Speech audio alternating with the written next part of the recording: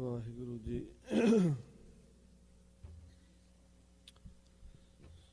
ਸ੍ਰੀ ਨਾਨਕ ਅੰਗਦ ਗੁਰੂ ਅਮਰਦਾਸ ਸੁਖ ਕੰਦ,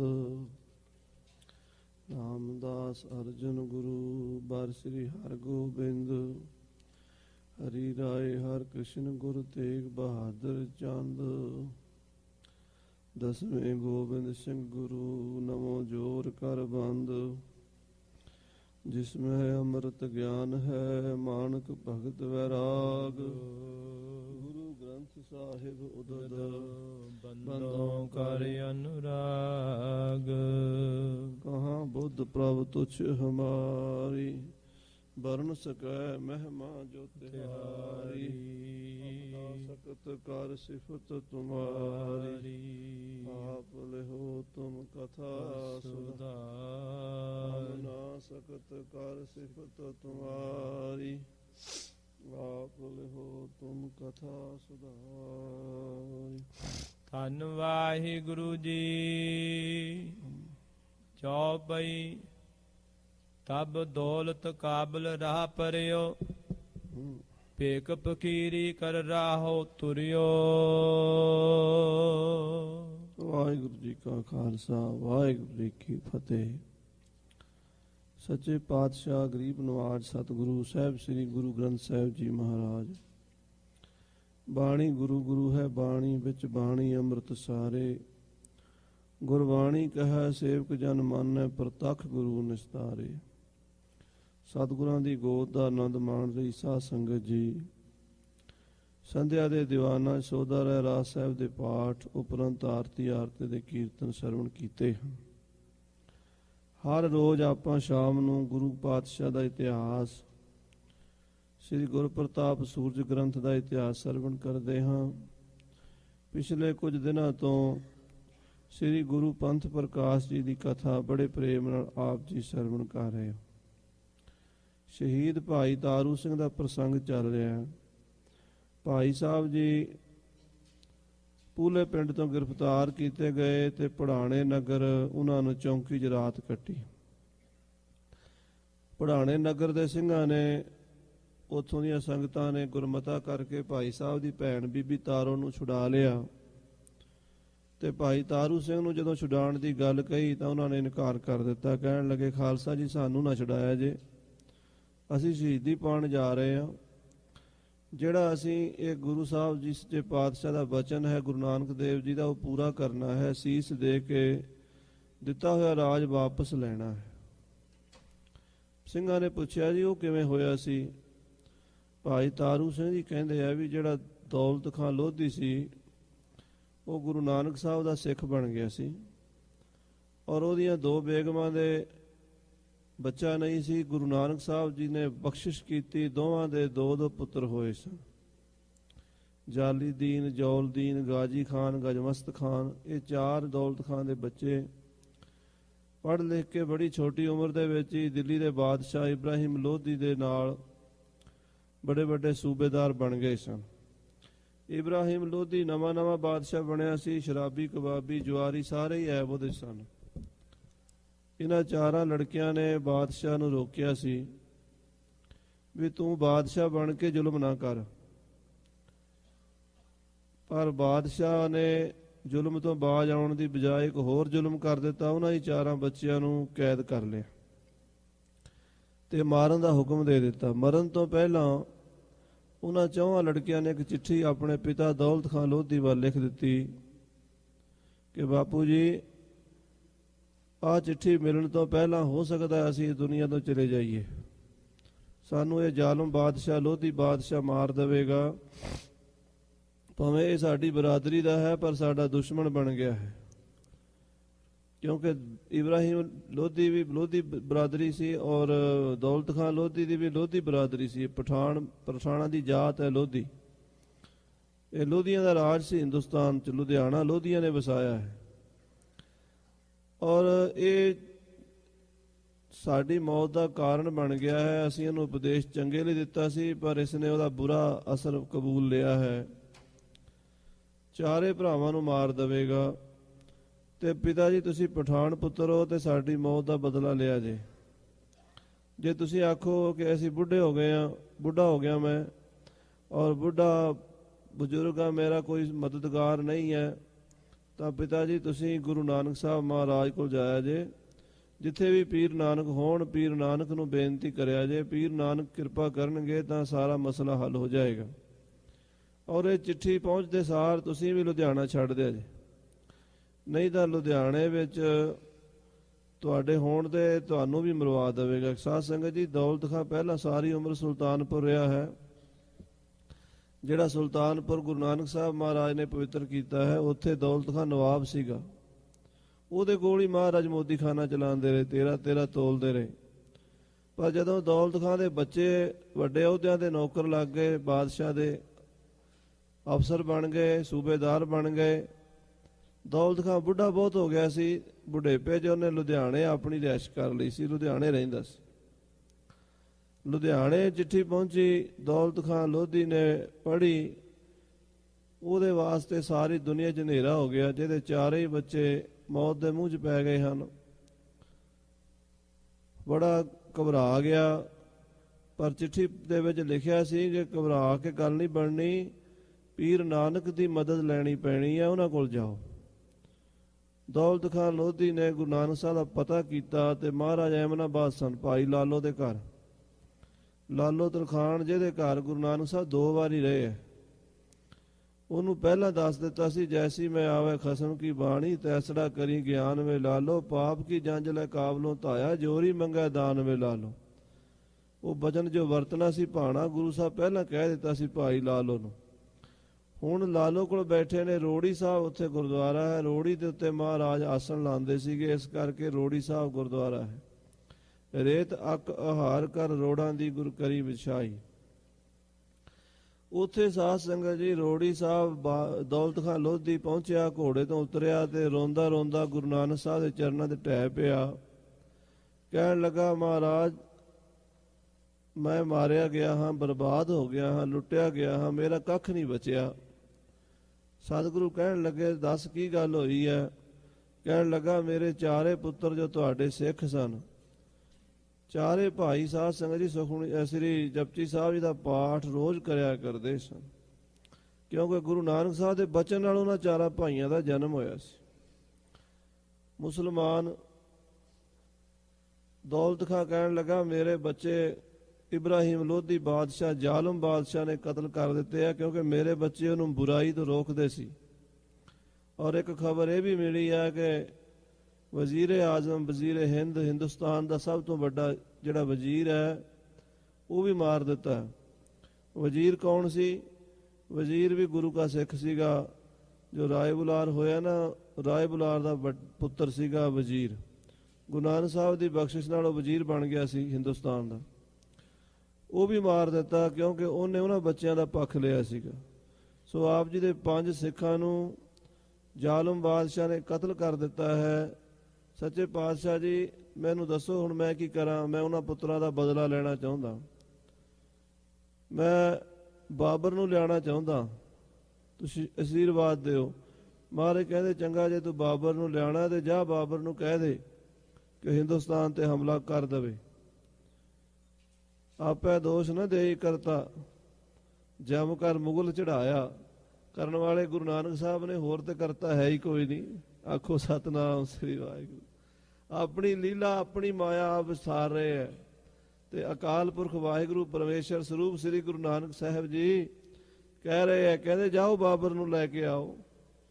ਤਾਂ ਬਾਬਰ ਬਾਦਸ਼ਾਹ ਦੇ ਕੋਲ ਦੌਲਤ ਖਾਂ ਬੜੇ ਮੁਸ਼ਕਲ ਦੇ ਨਾਲ ਕਾਬਲ ਪਹੁੰਚਿਆ, ਕਿਉਂਕਿ ਰਸਤੇ ਦੇ ਵਿੱਚ ਦੌਲਤ ਖਾਂ ਲੋਧੀ ਨੂੰ ਜਾਣ ਦਾ ਖਤਰਾ ਸੀ। ਉਹ ਰਸਤਾ ਬਦਲ ਕੇ ਗਿਆ, ਭੇਸ ਵੀ ਬਦਲ ਕੇ ਗਿਆ। ਬੜੀ ਮੁਸ਼ਕਲ ਨਾਲ ਕਾਬਲ ਪਹੁੰਚਿਆ, ਜਾ ਕੇ ਬਾਬਰ ਨੂੰ ਮਿਲਿਆ। ਬਾਬਰ ਨੇ ਉਹਦੀ ਗੱਲ ਸੁਣੀ। ਉਹ ਬਾਬਰ ਹਿੰਦੁਸਤਾਨ ਦਾ ਹਾਲ ਪੁੱਛ ਰਿਹਾ ਤੇ ਦੌਲਤ ਖਾਂ ਦੱਸ ਰਿਹਾ। ਉਹ ਕਥਾ ਸਰਵਣ ਕਰੋ, ਪਿਆਰ ਨਾਲ ਆਖੋ ਸਤਨਾਮ ਸ੍ਰੀ ਵਾਹਿਗੁਰੂ, ਸਤਨਾਮ ਸ੍ਰੀ ਵਾਹਿਗੁਰੂ। ਤਬ ਦੌਲਤ ਕਾਬਲ ਰਾ ਪਰਿਓ। ਕਹਿੰਦੇ ਗੁਰੂ ਨਾਨਕ ਸਾਹਿਬ ਦਾ ਆਸ਼ੀਰਵਾਦ ਲੈ ਕੇ ਐਮਨਾਬਾਦ ਤੋਂ ਦੌਲਤ ਖਾਂ ਲੋਧੀ ਕਾਬਲ ਦੇ ਰਸਤੇ ਤੁਰ ਪਿਆ।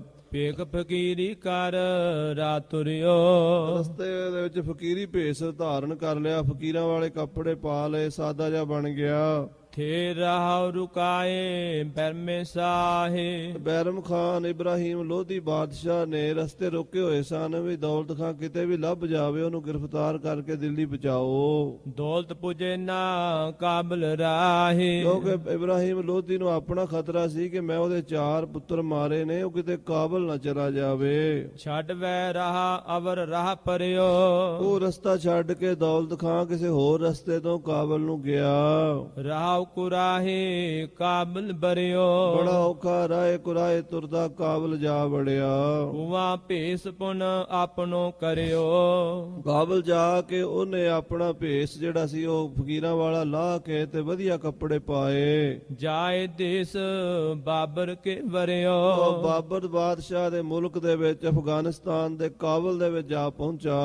ਤੇ ਬਾਬਰ ਸੋ ਮਿਲਣਾ ਹੋਈ ਕਿਉਂਕਿ ਬਾਬਰ ਬਾਦਸ਼ਾਹ ਬਹੁਤ ਵੱਡਾ ਬਾਦਸ਼ਾਹ ਸੀ, ਉਹਦੇ ਨਾਲ ਮੁਲਾਕਾਤ ਕਰਨੀ ਬੜੀ ਔਖੀ ਸੀ। ਦੌਲਤ ਖਾਂ ਵਿਚਾਰਾ ਉੱਥੇ ਫਿਰਦਾ ਹੈ। ਜਦੋਂ ਬੰਦੇ ਨੂੰ ਮੁਸੀਬਤ ਪੈਂਦੀ ਹੈ ਨਾ, ਉਦੋਂ ਗੁਰੂ ਤੋਂ ਬਿਨਾਂ ਕੋਈ ਸਹਾਇਤਾ ਨਹੀਂ ਕਰਦਾ।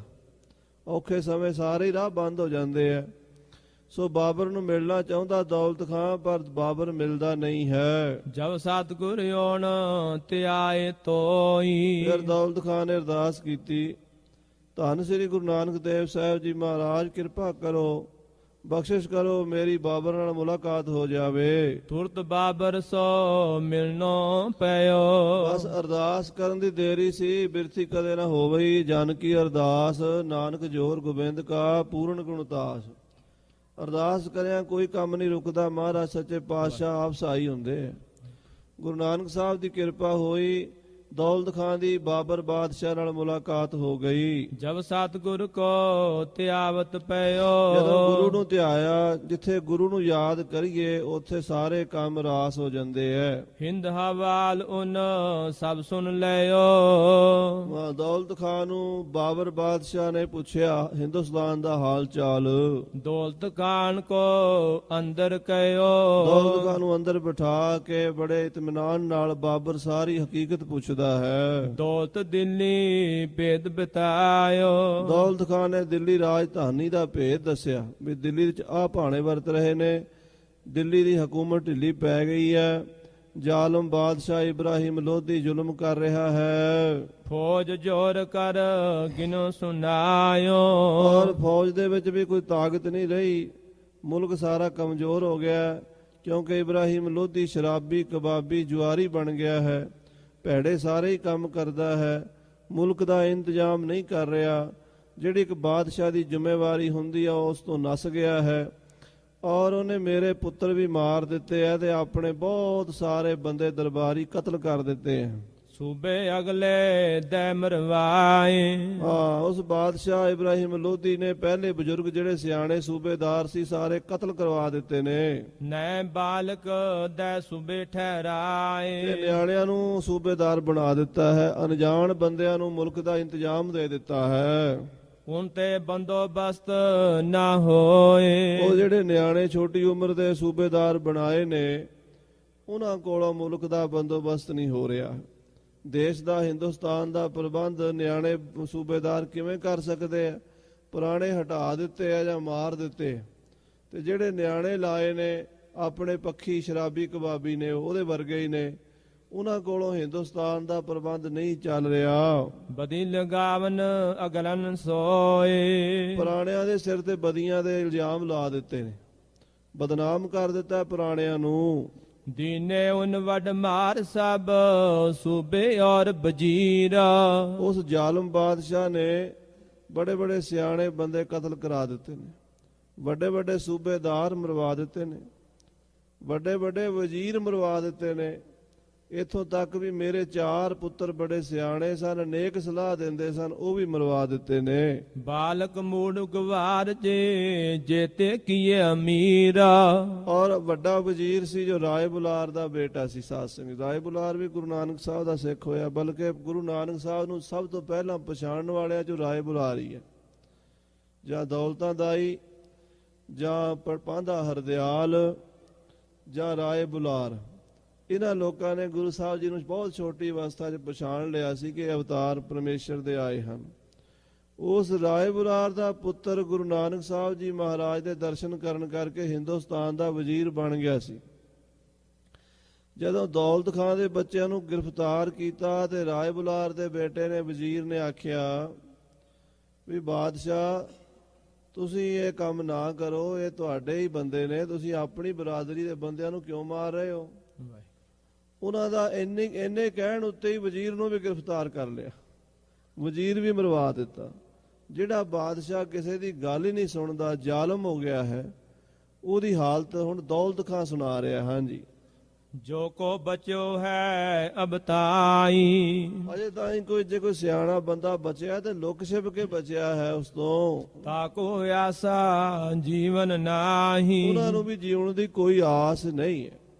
ਦੌਲਤ ਖਾਂ ਦੱਸ ਰਿਹਾ ਹੈ ਬਾਬਰ ਨੂੰ, ਸਾਧ ਸੰਗਤ ਜੀ ਨੋਟ ਕਰ ਲੈਣਾ ਵੀ ਦੌਲਤ ਖਾਂ ਪਠਾਨ ਹੈ ਤੇ ਬਾਦਸ਼ਾਹ ਜਿਹੜਾ ਹਿੰਦੁਸਤਾਨ ਦਾ ਉਹ ਵੀ ਪਠਾਨ ਹੈ। ਪਠਾਣਾ ਦਾ ਸਾਰੇ ਹਿੰਦੁਸਤਾਨ ਦੇ ਰਾਜ ਹੈ। ਵੱਡੇ ਵੱਡੇ ਠਾਣੇ, ਵੱਡੇ ਵੱਡੇ ਜ਼ਿਲ੍ਹੇ, ਵੱਡੇ ਵੱਡੇ ਸੂਬੇ ਸਭ ਪਠਾਣਾ ਕੋਲ ਨੇ। ਮੁਗਲ ਅਜੇ ਪੰਜਾਬ 'ਚ ਨਹੀਂ ਆਏ। ਮੁਗਲ ਇੱਕ ਦੂਸਰੀ ਜਾਤ ਹੈ। ਮੁਗਲਾਂ ਦੀ ਤੇ ਪਠਾਣਾ ਦੀ ਪੁਰਾਣੀ ਦੁਸ਼ਮਣੀ ਹੈ। ਬਾਬਰ ਮੁਗਲ ਹੈ, ਪਰ ਦੌਲਤ ਖਾਂ ਲੋਧੀ ਪਠਾਣਾ ਨੂੰ ਛੱਡ ਕੇ ਮੁਗਲਾਂ ਕੋਲ ਕਿਉਂ ਗਿਆ? ਆਪਣੀ ਬਰਾਦਰੀ ਨੂੰ ਛੱਡ ਕੇ ਦੂਜੀ ਬਰਾਦਰੀ ਦਾ ਸਹਾਰਾ ਉਹਨੇ ਕਿਉਂ ਲਿਆ? ਕਿਉਂਕਿ ਆਪਣੀ ਬਰਾਦਰੀ ਦੇ ਲੋਕ ਉਹਨੂੰ ਮਾਰ ਰਹੇ ਨੇ, ਉਹਦੇ ਬੱਚੇ ਹੀ ਕਤਲ ਕਰ ਦਿੱਤੇ ਨੇ। ਜਦੋਂ ਆਪਣੇ ਬੱਚਿਆਂ ਨੂੰ ਕੋਈ ਮਾਰੇ, ਭਾਵੇਂ ਸਕਾ ਭਰਾ ਹੋਵੇ, ਪਹਿਲਾਂ ਤੇ ਆਪਣੇ ਬੱਚਿਆਂ ਦਾ ਦੁੱਖ ਹੁੰਦਾ ਨਾ। ਸੋ ਉਹ ਦੁੱਖ ਦੇ ਮਾਰੇ ਉਹ ਗੁਰੂ ਨਾਨਕ ਸਾਹਿਬ ਕੋਲ ਆਇਆ ਤੇ ਗੁਰੂ ਨਾਨਕ ਸਾਹਿਬ ਦੀ ਅਸ਼ੀਰਵਾਦ ਹੋਈ, ਬਾਬਰ ਕੋਲ ਗਿਆ। ਹੁਣ ਬਾਬਰ ਨੂੰ ਸੁਣਾ ਰਿਹਾ ਉਹ ਗੱਲ ਸਾਰੀ। ਹਾਂਜੀ, ਕੀਏ ਰਜਵਾੜੇ ਸਭ ਦਿਲਗੀਰ। ਉਹ ਕਹਿੰਦਾ ਜੀ ਉਹਨੇ ਤੇ ਵਜ਼ੀਰ ਵੀ ਮਾਰ ਦਿੱਤੇ, ਵੱਡੇ ਵੱਡੇ ਸਿਆਣੇ ਬੰਦੇ ਮਾਰ ਦਿੱਤੇ, ਹਿੰਦੁਸਤਾਨ ਦੇ ਸਾਰੇ ਰਜਵਾੜਿਆਂ ਨੂੰ ਦਿਲਗੀਰ ਕਰ ਦਿੱਤਾ ਹੈ। ਦਿਲਗੀਰ ਦਾ ਮਤਲਬ ਵੀ ਸਾਰੇ ਘਬਰਾਏ ਹੋਏ ਨੇ, ਪਰੇਸ਼ਾਨ ਨੇ, ਚਿੰਤਾ ਤੁਰ ਨੇ। ਮਰਹਟੇ ਦਖਣੀ ਕੀਏ ਤਗੀਰ। ਔਰ ਉਧਰ ਦੱਖਣ ਦੇ ਚ ਮਰਹਟਿਆਂ ਦੀ ਬੜੀ ਤਾਕਤ ਬਣਦੀ ਜਾ ਰਹੀ ਹੈ। ਉਸ ਪੈਥੋਂ ਇੱਕ ਪੋਵੋਂ ਪ੍ਰਦਾਨ। ਉਹਦੇ ਕੋਲ ਸਭ ਤੋਂ ਵੱਡਾ ਜਿਹੜਾ ਵਜ਼ੀਰ ਸੀ ਰਾਏ ਬੁਲਾਰ ਦਾ ਪੁੱਤਰ ਹੀ ਸੀ। ਅਕਲਦਾਰ ਤੋਂ ਬੜੋ ਸੁਜਾਨ। ਉਹ ਬਹੁਤ ਸਿਆਣਾ, ਬਹੁਤ ਪੜ੍ਹਿਆ ਲਿਖਿਆ, ਵਿਦਵਾਨ, ਅਕਲ ਵਾਲਾ ਬੰਦਾ ਸੀ। ਜਬ ਦੇਖੇ ਉਹਨਾਂ ਮਰੇ ਅਮੀਰ। ਉਹਨੇ ਜਦੋਂ ਦੇਖਿਆ ਵਜ਼ੀਰ ਨੇ ਕਿ ਸਾਡਾ ਬਾਦਸ਼ਾਹ ਮੂਰਖਤਾਈ ਕਰ ਰਿਹਾ ਹੈ, ਵੱਡੇ ਵੱਡੇ ਸੂਬਿਆਂ ਨੂੰ ਬਿਨਾਂ ਮਤਲਬ ਕਤਲ ਕਰਵਾਈ ਜਾ ਰਿਹਾ ਹੈ, ਅਮੀਰਾਂ ਨੂੰ ਮਰਵਾਈ ਜਾ ਰਿਹਾ ਹੈ। ਹੋਤ ਕਾਮੁਨ ਲਖਿਓ ਤਗੀਰ। ਉਹਨੇ ਦੇਖਿਆ ਕੰਮ ਖਰਾਬ ਹੋ ਰਿਹਾ, ਇਦਾਂ ਦਾ ਮੁਲਕ ਉਜੜ ਜਾਏਗਾ, ਦੇਸ਼ ਬਰਬਾਦ ਹੋ ਜਾਏਗਾ ਸਾਰਾ ਹਿੰਦੁਸਤਾਨ। ਉਸੇ ਭਲੇ ਕੀ ਆਖੀ ਬਾਤ। ਉਸ ਵਜ਼ੀਰ ਨੇ ਭਲੇ ਦੀ ਗੱਲ ਆਖੀ। ਉਹਨੇ ਆਖਿਆ ਬਾਦਸ਼ਾਹ ਇਹਦਾ ਨਹੀਂ ਕਰੀਦਾ ਹੁੰਦਾ, ਆਪਣੇ ਬੰਦੇ, ਆਪਣੇ ਮੁਲਕ ਦੇ ਸਿਆਣੇ ਬੰਦੇ ਨਹੀਂ ਮਾਰੀਦੇ ਹੁੰਦੇ, ਆਪਣੇ ਅਫਸਰ ਆਪ ਕਤਲ ਨਹੀਂ ਕਰੀਦੇ ਹੁੰਦੇ, ਆਪਣੇ ਬੰਦਿਆਂ ਦੀ ਗੱਲ ਸੁਣੀਦੀ ਹੈ, ਉਹਦੇ ਨਾਲ ਵਿਚਾਰ ਰਲਾ ਕੇ ਤੁਰੀ ਦੀ। ਜਦੋਂ ਇਹ ਭਲੇ ਦੀ ਗੱਲ ਆਖੀ, ਬੜੇ ਕੰਮ ਨੇ ਛੋਟੇ ਕਰਾਤ। ਉਹਨੇ ਇਹ ਵੀ ਆਖਿਆ ਕਿ ਬਾਦਸ਼ਾਹ ਵੱਡਿਆਂ ਦੇ ਕੰਮ ਛੋਟਿਆਂ ਤੋਂ ਨਹੀਂ ਹੁੰਦੇ, ਜਿਹੜੇ ਕੰਮ ਵੱਡਿਆਂ ਦੇ ਆ ਉਹ ਵੱਡੇ ਹੀ ਕਰ ਸਕਦੇ ਆ, ਜਿਹੜਾ ਕੰਮ ਛੋਟੇ ਦਾ ਉਹ ਛੋਟਾ ਕਰ ਲੇਗਾ, ਪਰ ਵੱਡੇ ਦਾ ਕੰਮ ਛੋਟਾ ਨਹੀਂ ਕਰ ਸਕਦਾ। ਉਮਰ ਦਾ ਤਜਕਾਜ਼ਾ ਹੁੰਦਾ, ਕਈ ਗੱਲਾਂ ਬੰਦੇ ਨੂੰ ਉਮਰ ਨਾਲ ਆਉਂਦੀਆਂ ਨੇ, ਕਈ ਬੰਦੇ ਦੀ ਅਹੁਦਾ ਵੀ ਹੁੰਦਾ, ਪਰਿਵਾਰ ਦਾ ਵੀ, ਖਾਨਦਾਨ ਦਾ ਵੀ ਅਸਰ ਹੁੰਦਾ। ਉਹ ਸਾਰੀਆਂ ਗੱਲਾਂ ਸੋਚ ਸਮਝ ਕੇ ਕਰੀਦੀਆਂ ਨੇ। ਤੁਸੀਂ ਵੱਡੇ ਬੰਦਿਆਂ ਨੂੰ ਕਤਲ ਕਰਾ ਕੇ ਛੋਟਿਆਂ ਨੂੰ ਵੱਡਾ ਕਰ ਰਹੇ ਹੋ, ਉਹ ਛੋਟਿਆਂ ਕੋਲੋਂ ਐਡਾ ਵੱਡਾ ਮੁਲਕ ਨਹੀਂ ਸਾਂਭਿਆ ਜਾਣਾ।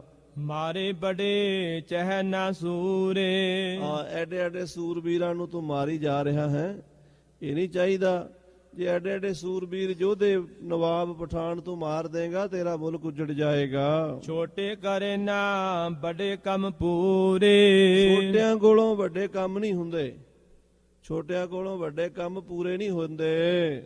ਕੈਸੇ ਛੋਟੇ ਨਰਨ ਤੈ ਸਾਰੇ ਬੜਨ ਕੋ ਕਾਮ। ਸਿਆਣਿਆਂ ਦੀ ਕਹਾਵਤ ਹੈ ਵੀ ਛੋਟਿਆਂ ਕੋਲੋਂ ਵੱਡਿਆਂ ਦੇ ਕੰਮ ਨਹੀਂ ਸਰਿਆ ਕਰਦੇ। ਮੜਿਓ ਦਮਾਮੇ ਜਾਤ ਕਬ ਸੋਚ ਹੋਏ ਕੇ ਜਾਮ। ਕਹਿੰਦੇ ਨਗਾਰਾ ਵੱਢਣਾ ਹੋਵੇ 100 ਚੂਹੇ ਮਾਰ ਲਓ ਤਾਂ ਵੀ ਨਹੀਂ ਮੜਿਆ ਜਾਂਦਾ। ਨਗਾਰਾ ਵੱਢਣਾ ਹੈ ਤੇ ਜੇ ਕੋਈ ਆਖੇ ਵੀ 100 ਚੂਹੇ ਇਕੱਠੇ ਕਰਕੇ ਆਪਾਂ ਉਹਨਾਂ ਦੀ ਖਲੜੀ ਲਾ ਕੇ 100 ਚੂਹਿਆਂ ਦੀ ਖਲੜੀ ਨਾਲ ਨਗਾਰਾ ਮੜਿਆ ਜਾਏਗਾ? ਊਠ ਹੀ ਮਾਰਨਾ ਪੈਣਾ। ਭਾਵ ਛੋਟਿਆਂ ਨਾਲ ਵੱਡੇ ਕੰਮ ਨਹੀਂ ਹੁੰਦੇ। ਯੋ ਸੁਨ ਪੋਇਓ ਮਾਰ ਗਵਾਏ। ਇਹ ਜਦੋਂ ਗੱਲ ਵਜ਼ੀਰ ਨੇ ਆਖੀ ਤੇ ਜ਼ਾਲਮ ਬਾਦਸ਼ਾਹ ਇਬਰਾਹੀਮ ਲੋਧੀ ਨੇ ਆਪਣਾ ਵਜ਼ੀਰ ਵੀ ਕਤਲ ਕਰ ਦਿੱਤਾ। ਆਪਣੇ ਖੈਰ ਖਾਹੀ ਉਨਕਾ ਆਏ। ਉਹਨੇ ਆਪਣੇ ਖੈਰ ਖਾਈ ਮਾਰ ਦਿੱਤੇ।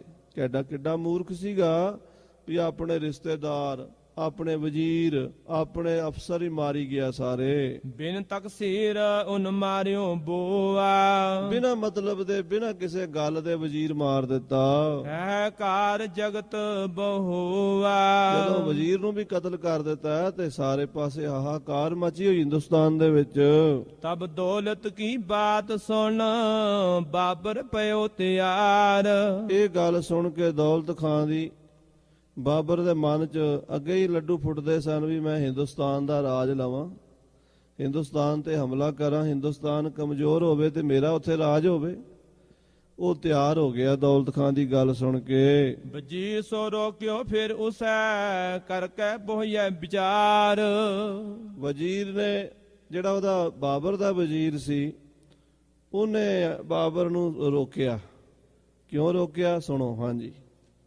ਹਿੰਦੁਸਤਾਨ ਹੈ ਪੀਰਨ ਪੂਰੋ ਕਰੈ ਮਦਦ ਵੈ ਸਾਹਿ ਜਰੂਰ।